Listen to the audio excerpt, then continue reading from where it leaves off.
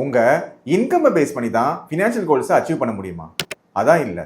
நீங்கள் உங்கள் சர்ப்ளஸ் மணியை பேஸ் பண்ணி தான் உங்கள் ஃபினான்ஷியல் கோல்ஸை அச்சீவ் பண்ண முடியும். அதாவது உங்களோட சேவிங்ஸ் ரேட் எவ்வளோ பர்சன்டேஜ் நீங்கள் இன்வெஸ்ட் பண்ணுறீங்களோ அதை பேஸ் பண்ணி தான் உங்களோட ஃபினான்ஷியல் கோல்ஸை நீங்கள் அச்சீவ் பண்ண முடியும். எக்ஸாம்பிள் பார்க்கலாம். 2 பேர் இருக்காங்க ஏஜ் 35ல.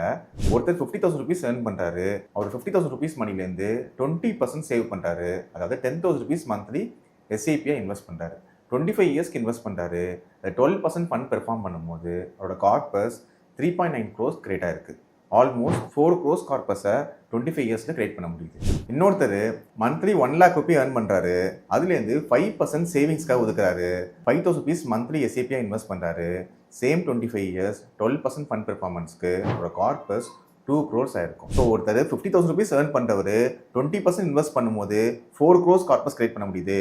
இதே 1 lakh earn பண்ணுறவர் 5% தான் சேவிங்ஸ் ரேட்டுக்காக ஒதுக்குறாரு. அவரால் 2 crores தான் கார்பஸ் கிரியேட் பண்ண முடியுது. ஸோ நம்ம இன்கம் எவ்வளோ வாங்குறன்றதோட எவ்வளோ சர்ப்ளஸ் பண்ணி இன்வெஸ்ட் பண்ணுறது தான் ரொம்ப முக்கியம்.